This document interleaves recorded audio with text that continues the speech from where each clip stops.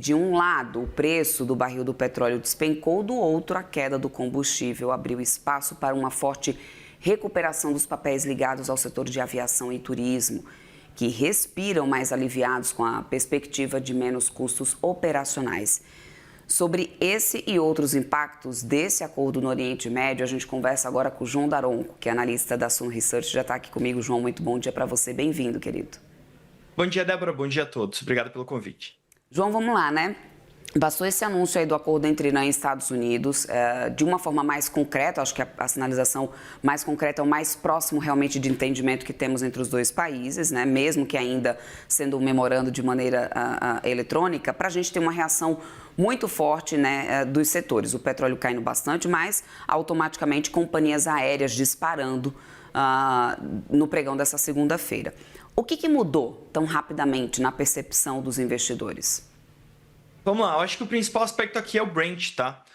Com o final do conflito, a gente deve ver uma volta, uma normalidade do abastecimento global do petróleo, principalmente por conta da liberação e diminuição do estresse em relação ao Estreito de Hormuz. Isso faz com que o preço do petróleo caia. E isso também faz com que, como consequência de segunda ordem, você tenha uma diminuição das perspectivas da inflação, das estimativas da inflação. E com isso, abre espaço para os bancos centrais globais começarem a diminuir taxa de juros, algo que era esperado até que o início do conflito se deu.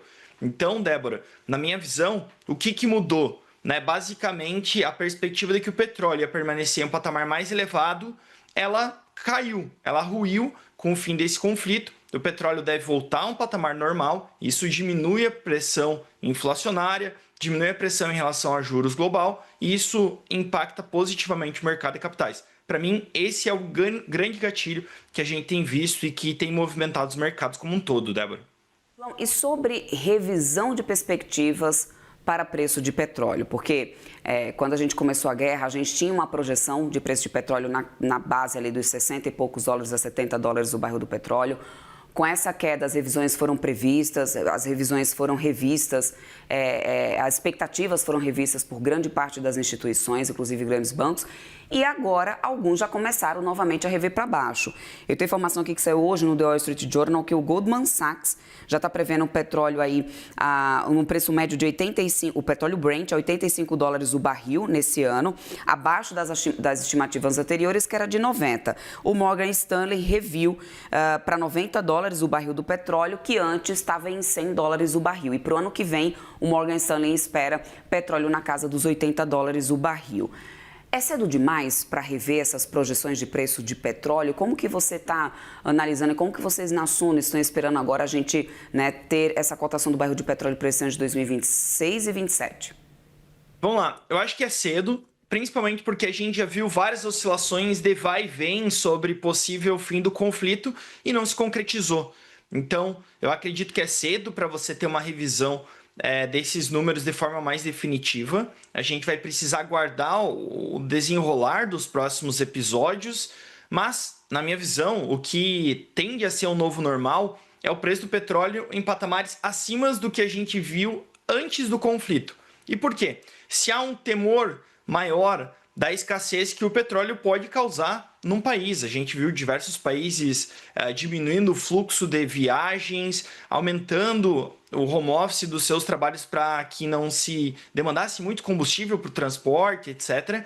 Então, o que para mim é dado como certo, Débora, é que o petróleo pós-conflito ele tende a ser conjunturalmente mais elevado o preço dele do que antes do conflito. Agora, quão mais elevado é bastante difícil saber porque existem várias outras perguntas que precisam ser respondidas, né? Uma delas é quanto da infraestrutura da produção de petróleo foi afetada com o conflito.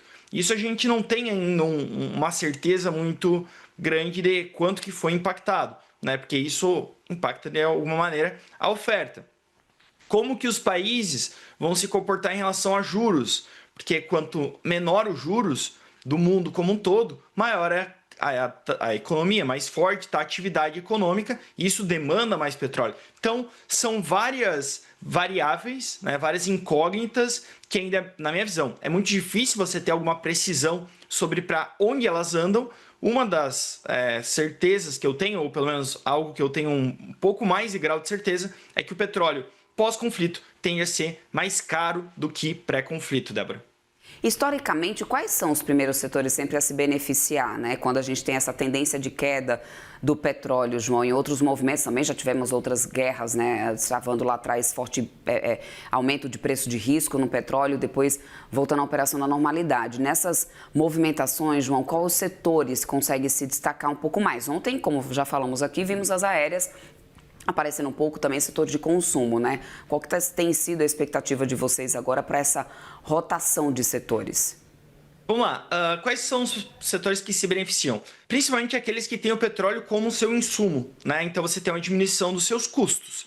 Quais são eles? Empresas aéreas, você já mencionou bem, elas tendem a se beneficiar porque você tem uma diminuição do custo do querosene para aviação. Então, há um impacto positivo aqui. Você tem alguns outros setores que eu não ouço falar tanto, mas que têm impactos positivos também.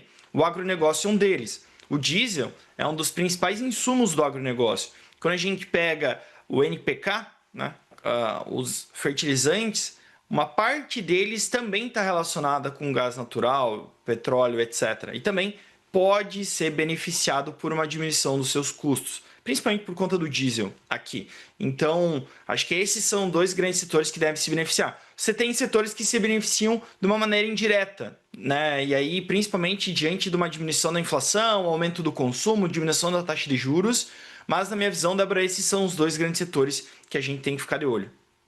E aí você já deixou o gancho para a minha próxima pergunta, João, porque é justamente isso que eu percebi muito ontem. A gente teve, além das aéreas, algumas empresas do setor de varejo, de turismo, consumo, shopping centers, né, consumo das famílias em si, se destacando bastante. Aí o meu questionamento seria se isso faz sentido, se esse movimento faz sentido do ponto de vista de fundamentos nesse momento e justamente na espera de decisão de política monetária tão importante essa semana. Vamos lá. Assim, o que acontece, novamente, o petróleo ele impacta a inflação e a inflação impacta juros. Se você tem uma diminuição da expectativa do preço do petróleo, você tende a ter também uma diminuição da expectativa futura para a inflação. E se você tem uma inflação um pouco mais controlada, por conta dessa questão de um não choque de oferta, você tende a ter um juros mais baixo lá na frente. E isso o mercado ele antecipa, né? Ele não vai esperar os juros chegar lá na frente e cair para começar a comprar as empresas que se beneficiam desses juros mais baixos, do consumo, etc.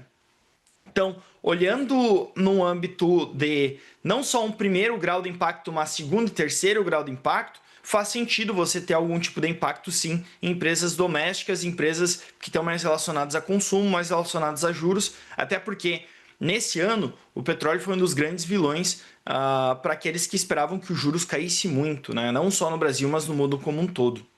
E a Petrobras, hein, João? Porque, olha, ontem estava liderando ali uma das maiores quedas do setor, perdeu bastante valor de mercado e de forma relevante com esse tombo da commodity. O investidor deve enxergar isso, essa correção, como uma oportunidade na visão de vocês?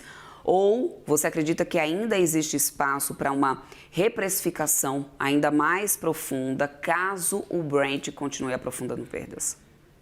Vamos lá, acho que assim, se a gente realmente tiver um acordo concreto, a gente poderia sim ver o Brent continuando tendo quedas e isso pode impactar no curto prazo o preço das ações, não só da Petrobras, mas de grande parte das petroleiras da nossa Bolsa Brasileira, tá?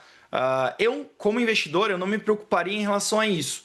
Por quê? Porque essas empresas, elas seguem gerando muito caixa, né? E aí eu friso aqui, Débora, quando a gente pega e compara o que a gente tinha pré-conflito, o preço do Brent, para o que a gente está vendo agora, a gente teve um avanço muito positivo e isso faz com que as empresas gerem mais caixa, paguem mais dividendos, tenham mais lucros. Então, pré e pós-conflito, eu vejo que o cenário para as petroleiras melhorou. Mesmo com as quedas, operacionalmente, elas estão muito fortes e sólidas e se a gente continuar vendo quedas, eu acho sim que podem surgir grandes oportunidades nesse setor. Perfeito, João. Quero agradecer bastante o seu tempo aqui conosco. Conversamos com o João Daronco, analista da Suno Research. Muito obrigada. Boa terça-feira para você. Até uma próxima. Até uma próxima.